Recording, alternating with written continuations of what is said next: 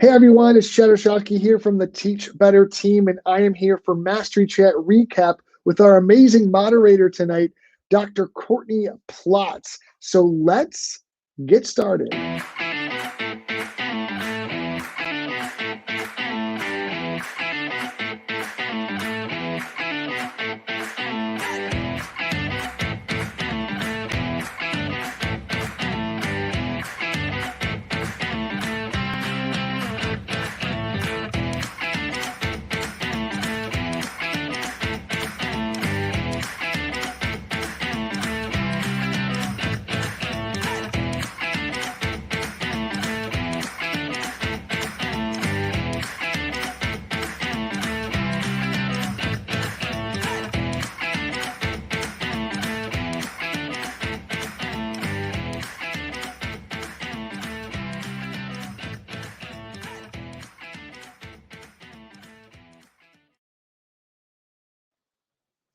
Hello, Courtney. How are you tonight?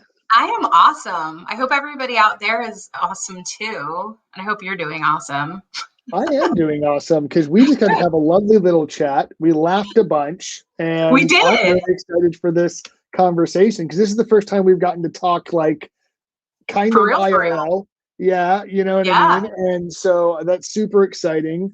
And I'm excited to share you with our amazing network because you have so many Yes. cool things to say. So first thing is first, tonight you moderated a fantastic chat. I think we had some great discussions on Mastery Chat tonight about building the community in online spaces. So tell me a little bit about like how you think the chat went and what inspired you for this topic.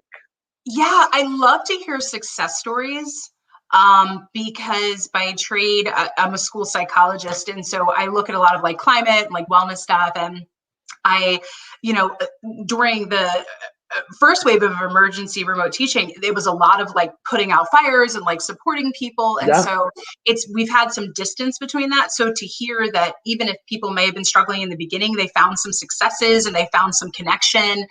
That was really awesome.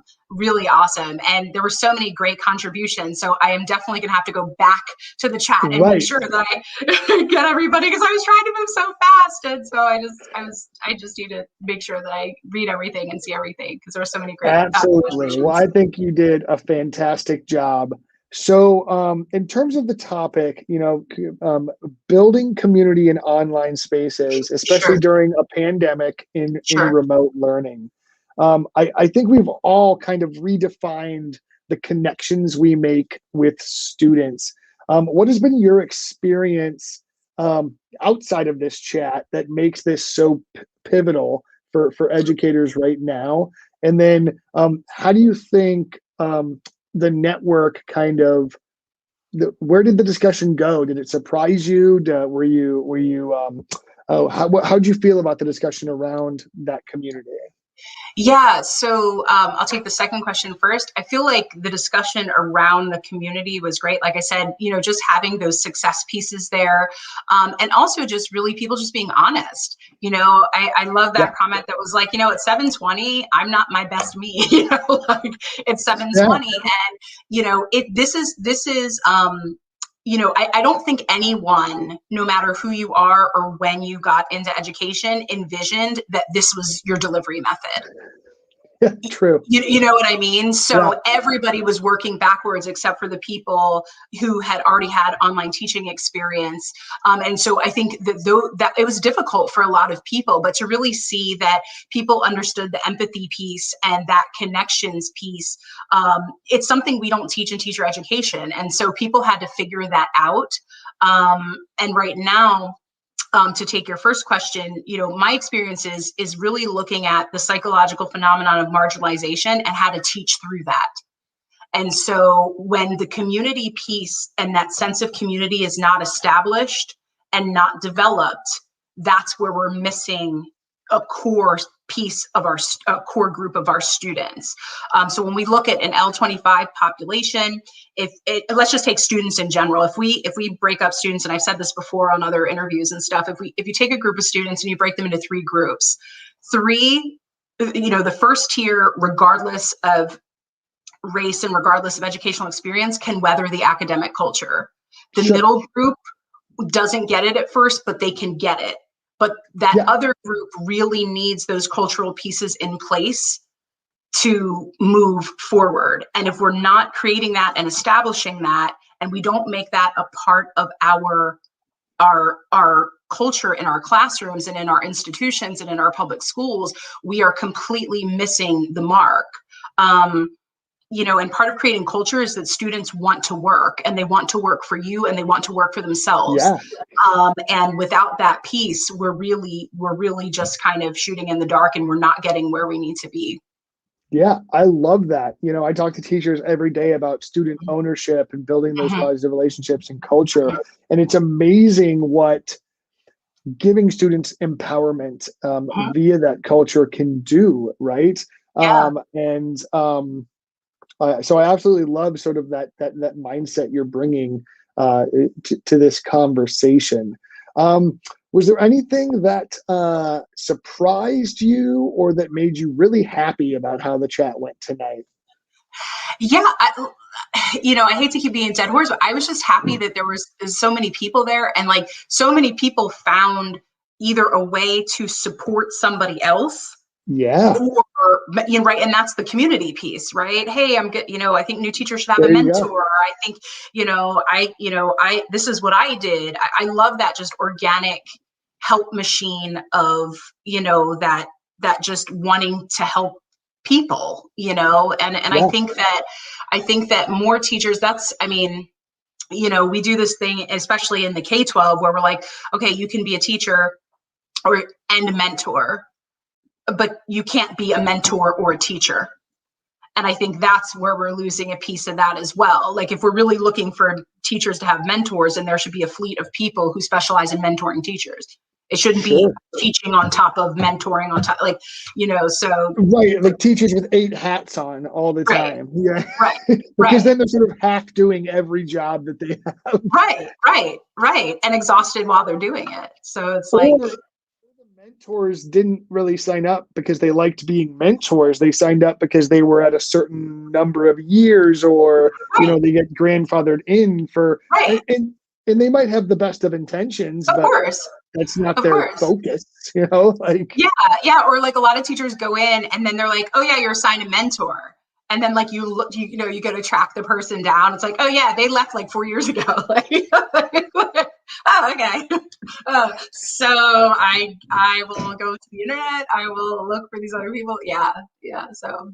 Yeah, and honestly, with the increased focus on things like SEL, we're seeing, I think, a same shift in a lot of educational classrooms for students as well, like models where you have a homeroom teacher that's just focused on sort of guidance and mentorship as opposed to an academic time period in your day, and building some of those capacities. So I think regardless of the level that you're like discussing, I think those mentors, regardless of how high up you go on that chain, like everyone needs those mentors, and to use your title, that community around them to thrive, basically. And I also love I'm going to go back to something you said in the beginning about sort of those 3 tiers of kids, right? I talk all the time as we discuss mastery learning about the idea that there are kids in classrooms that are good at the game of school. Whether they're learning or not, they've learned how to play the game. But if we're only measuring on how they play the game, we're not actually measuring if they're learning or mastering content. And I think you like highlighted something there where there are other students that are just as able to learn, but they're really bad at playing the game. And I think that, to me, is where that marginalization piece becomes so important. How do we create and establish communities, cultures within the classroom and the school environment where we are measuring and rewarding what we mean to measure and reward in education, which is learning growth and uniqueness amongst one another, as opposed to like compliance. And if you're what we define or have defined in the last 100 years as a good student, right? Sure. Sure. Yeah. I always thought that was a strange statement. Like when people said, oh, this kid is a good student or that person is a good student. There are no such thing or good or bad. It's just they're students and they all bring something Love different it. to the table. And some are stronger students and some need more development. But, at this point, we're in education, we're all in the development game. Everybody is developing. And Yes. so we have to ask ourselves, where are we and where are we trying to go and where are our students trying to go? And I think that's a step we skip too. What is it? We don't ask, especially in the K-12, what is it that you want from this? What do Yeah. you want when you come here every day? What is it that you want to leave with? Right. And we forget to ask those questions. And that's part of the culture, is just really understanding, because, and every teacher listening knows exactly what I mean. It's like, some kids just need a friend, Yeah. 100%. like, and Yeah. yeah. And so when you're looking at creating learning goals, we should also be creating, again, those explicit social goals for all students, particularly with something as easy as collaborative learning. Sure. And those goals should be part of that classroom, not expectation, but goals. It's a goal that we operate as a cohesive unit. It's a goal that everyone can meet someone in here that they can connect with. And without those pieces, for some kids, that's the difference between, a mass shooting, a suicide, or just saying, what, I feel like coming today. And so, Yeah. and not, and we can only take responsibility for so much too, right? Because we can't control what goes on at home, but we can Correct. absolutely control how we interact with our students. Absolutely. You can, I love that last piece, right? We can control how we interact Yeah. with our students. Like we can be that positive Mhm. 5 seconds of their day in the Yeah. hallway when we say hi or give them a high five, maybe pre-COVID high five, Right. or those other pieces. So I think we've done a good job sort of highlighting the importance of community Yeah. in this culture and these relationships. So now let's layer on, I think, what was the crux of the chat tonight, which we know these things are important, and they're challenging when we're not in the middle of a pandemic and we're Sure. not in remote learning. Sure. So what are some of like the pillars that you think most teachers need to start putting up virtually and in their remote classrooms? Like what are those, like, I guess the community or cultural non-negotiables that you would say, like top three, let's say, that you can do as an educator to make sure that you're creating and inviting in Sure. a solid community, even when it's remote? Like, what are some of those things that you see in your work, or that you see Sure. that have the most impact, even in remote environments? Yeah. A lot of it comes in the planning stage. And again, this is one of those things where educators really had to kind of work backwards. But in your planning stage, one of the things you do in online learning is you spend a lot of time creating culture and cultural norms for your student. And if you go to my Twitter chat, and this is probably like last summer or something, there's a great example from someone who came to a workshop or listened to a podcast or something, and they put on their cultural norms, and it's a visual representation of what you should feel when you leave your class, and you explain what a cultural norm is and what your takeaway could be if you want it to be that, right? Because some kids may not agree with the cultural norms, or some kid, there might Right. be those other pieces there. But that's the first part. And the second part is you engage them in building, maybe sharing some of their cultural norms at home, right? So whether that's an ethnic cultural norm or just a cultural norm, that they want to share, because that's part of understanding that not everyone comes from the same place, and people are, especially that equity piece, and inclusion piece, everyone's not starting on the same ladder. Everyone doesn't have the same perspective, for specific reasons. I remember being in fifth grade, and it was a really challenging time for me. It's one of the reasons I became a school psychologist. I was sexually abused by a neighbor, and I was just reeling from PTSD.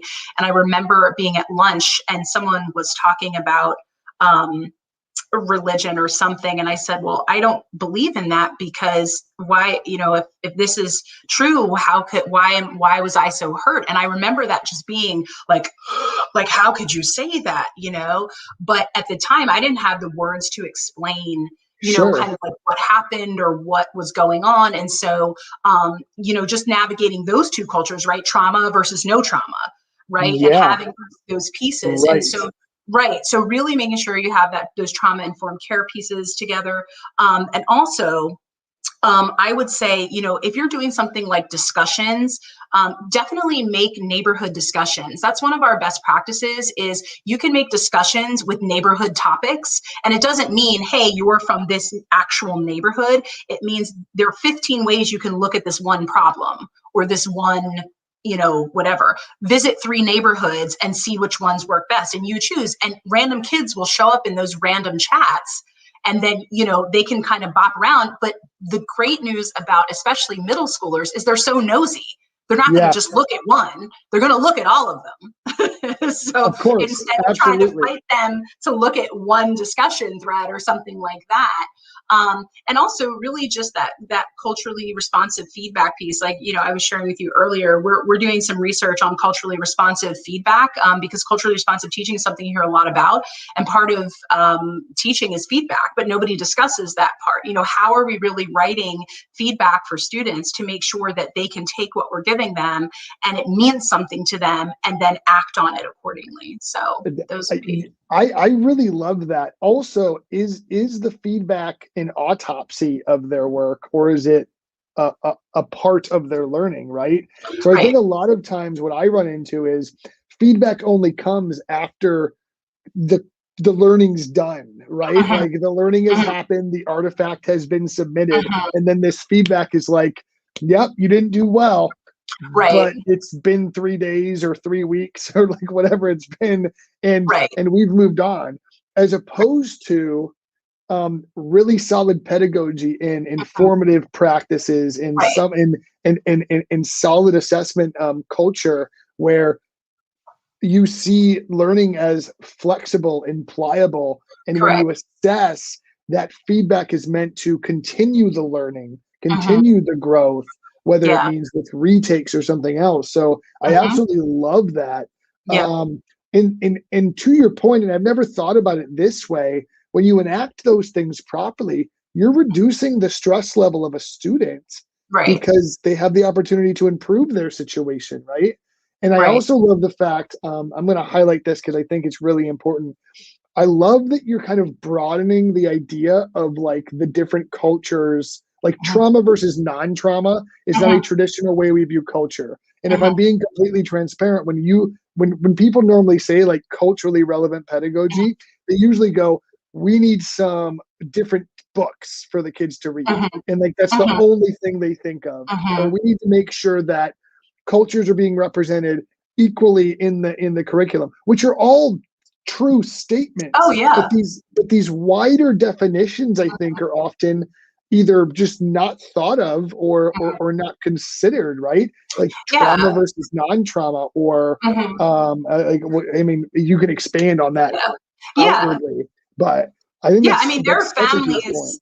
Yeah, there are families, and I know my family. Parts of my family is on both sides. I mean, they their whole life is a culture of trauma. It's just what it is, and so Yeah, they can't bridge that gap in academic spaces because that trauma is so palpable, and they cannot. That marginalization just kind of sits there. So yeah. unless we're teaching teachers to teach through the marginalization, we're never going to get the academic outcomes that we want.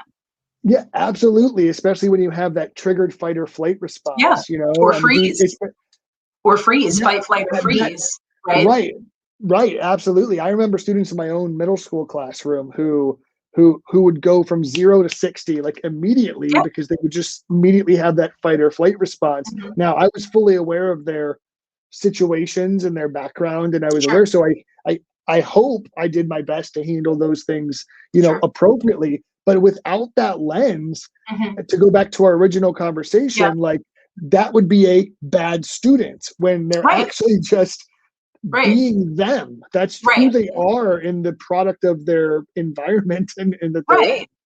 Right. And I think one of the other pieces is really, and some of this can only, obviously some of the things I'm saying are age appropriate, right? They have to be age appropriate, because what you can Of do course. for kinder, you can't do for 6, you can't do for 12, you can't do for Sure. college. But part of it is really just making a space, also just for difficult conversations. So when you're having a bad day, is there a part of your online course where I can go and I have a space, an actual space? So even though I'm in my home that I'm really struggling and there's not nice people and all these things are happening, is there a space that I can go to that I don't have to pick up the phone and ask my mom for to use the phone, or my guardian? Is there a space in this classroom that allows me to go, and just say, hey, today I'm having yeah. Right, public or private, just depending on what your school will allow in policy and things like that. But just letting the kids know that we design for those things, and all students should know that those spaces are designed. There's always room for help, and we're not designing that way. We're just designing to get the job done. Sure.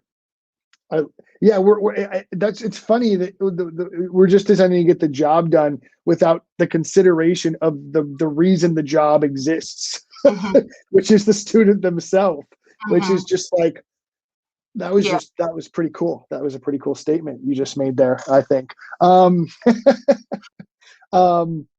This is fun. I'm enjoying this. So I'm trying to think. So I'm thinking, what worries me is that I just like to get your thoughts on this, because this is a conversation I've been having with administrators in schools across the country. Sure. I'm really worried that people are going to view students or learning as broken as things return back to normal. And something that really terrifies me, and I think this kind of connects to the culture and the community piece, so I'd love to get your take on that. But I think something that I'm trying to get across to a lot of people is there's no such thing as a broken student or a behind student or an ahead student. There's simply just where the student is. And it's our job as educational institutions, as teachers in classrooms, to meet those students where they are and grow them from there. And I am viscerally scared that every single classroom or school or district is going to be so worried about, oh my gosh, they're so behind from this horrible pandemic, that we are going to now need to just get the job done, to use your words, and rush through the curriculum. So now instead of actually growing and learning, they're more stressed, they're learning less than they ever have before, and they're just widening these gaps. And if I could get every teacher to just understand, you have one job, meet them where they are and grow them from there. And if you do that from an academic, from a curriculum, and from a emotional, socio-emotional standpoint, and a cultural and community standpoint, if you just meet them where they are and grow them from there, we're gonna be okay, in my opinion, right? We're gonna be all right. Yeah, I always said, you have to meet me where I am to get me to where you want me to be. Right. So 100%. But I have to trust that especially if we're talking on the equity side, I have to trust that you want to get me anywhere. True. But I think that administrators are really struggling because they know what they have to do. I've got to get these kids back, like administrators, that's kind of where it's at, right? I have to get people back. I have to get the kids back in school, and I need to get them where we are, so we can continue as normal. Where it really is, it's such an opportunity to really build it, slow it down and say, how do we, because I'm in Florida, so kids have been back in school since the beginning of last year, or since September. But in other places, I have a friend who's a school psychologist, and her students just started going back 2 weeks ago, but they're going to go full time next week, I think. So what can we really do in 8 weeks that is going to, right? So it's more of kind of just taking inventory of who's there. But the real question is come August and September, when kids start going back to school, what are they coming back to? what type of community, what kind of culture. And this is so important. Teachers and students have been through a lot in the last year. And some people had great experiences, but some people are really running on fumes because their identity is teaching.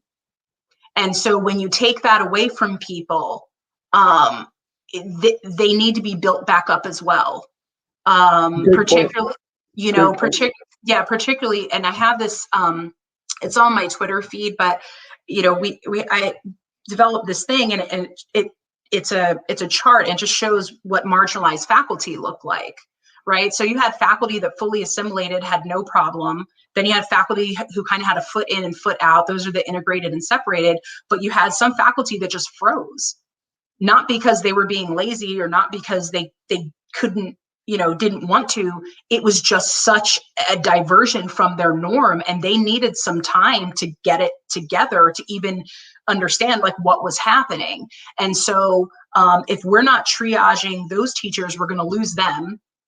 And we're going to, and we have already. We have. And then there's also no plan to get anybody else in. So unless we're really talking with our teacher preparation programs and really supporting them and developing teachers, reaching out to teachers or potential teachers, and unless we're supporting who we have, I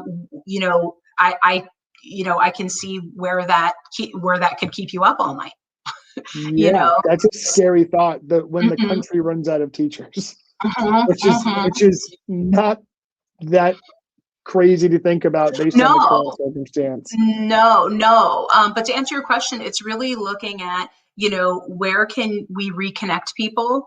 Where can we support people? Where can we support students? And I think a lot of us have been doing that per the chat, but I also always caution people, whether it's talking about social justice issues or education issues, that we can't have all the people doing the same work all the time. Right. And everyone has to do what they know how to do to make it better. Right. So maybe you're not the person who has the loudest voice, and you're not going to go out and, march on a union line, or you're not going to do these other things, but maybe you're a writer. Maybe you're an educator of other teachers. Maybe you're, we need all hands on deck. So whatever people are able to do to move the mission forward, give them an opportunity to do it, and they'll run miles for you. But if we skip that step, we're in a world of hurt. I love it. All right. Well, I don't want to keep you here all night, Courtney. That's okay.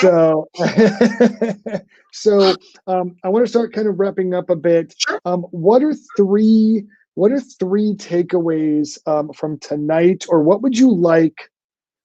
What are a couple things, or maybe the top thing you want people to take away from the chat in this conversation, whether they're looking at it tomorrow, next week, or they're watching this in their feed a couple days from now? What would you put on the billboard of either this chat or this experience? What do you want people walking away with and not forgetting when they go back into their classrooms, next week on Monday or tomorrow morning? Wear a mask. Okay. So there's that. That's a good one. Everyone, let's just take a moment and appreciate. Wear a mask. Let's keep doing that. Right. We got this, guys. Let's do it. Right. At your institution, let's start that. As far as community goes, I think that people need to know that they're not alone, right? That there are amazing people out here. And I know that some educators have had a really rough year where they feel like maybe they didn't get that support in their at their site, or maybe they didn't feel that community. But as you can see on the chat, there's plenty of people that are supportive. Definitely read what they said. Maybe reach out to them. If they're kind of extroverted like that, and they'll connect with you in that way. Number two, I just think that we kind of just need to take a breath and make sure that we're creating classrooms that are accessible and that are comfortable for everyone. And I just think it's just something to be mindful of as you're creating culture, and ask yourself, and if this is one of our best practices that you can just use for an intro in online or somewhere else, is, if you really want to understand where people are coming from, instead of saying, hey, what's your name? My name's Chad. This is what I do for a living. Ask someone, tell me what your ancestor from 200 years ago would think about your educational experience.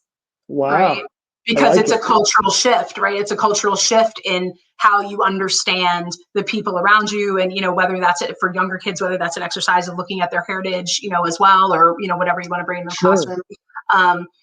And so kind of changing those dynamics. And three, trust your ability to connect. If you want to connect, people will connect with you. And we really have to give the online piece time. That was not the best. That was, emergency remote teaching was like the worst first date ever that you couldn't get away from. Yeah. Right. It was like your friend set you up with like the worst like blind date, but you couldn't get away from it. If it wasn't done well, for those of us who got really fortunate where it was done well and we had a great experience, but because of that, you don't have to write off online learning altogether. When you go back to face-to-face, maybe have some time away from that, and come back to it when you're ready, and come back to it when it's right for you. But emergency remote teaching is not strong online teaching. It was emergency remote teaching. So I love that. Right. Like this isn't like a planned thing. This was like literally teaching in a pandemic, in an emergency. It was very reactive instead of responsive. Right. Absolutely. I love it. Well, Courtney, thank you so much for hanging out and chatting and moderating a great chat tonight. I truly appreciate you taking the time. Could you please share where people can connect with you, or where they should look you up if they want to learn more about you, or anything else? Yeah, of course. And I'm not as fast on the draw as you are. I see you have your little Twitter handle there. Yeah, you can just well, most people just Google me because that's what the internet does. But on Twitter, it's at Courtney _Platts. So at Courtney _Platts. And I work for KSEP, so it's usKSEPs.org. That's a Council for At-Risk Student Education and Professional Standards. So feel free to swing by. There's a good guide on there that can give you more information about what we do and standards you can implement in your classroom. So otherwise, thank you so much for having me, and have a great evening, everybody. And for those of you on spring break next week, enjoy. Yeah. Recharge, okay? Or self-care. Have some semblance of recharging. All right. Have a great night, everybody. Stay awesome. Courtney, thanks. You're amazing. Thanks. You too.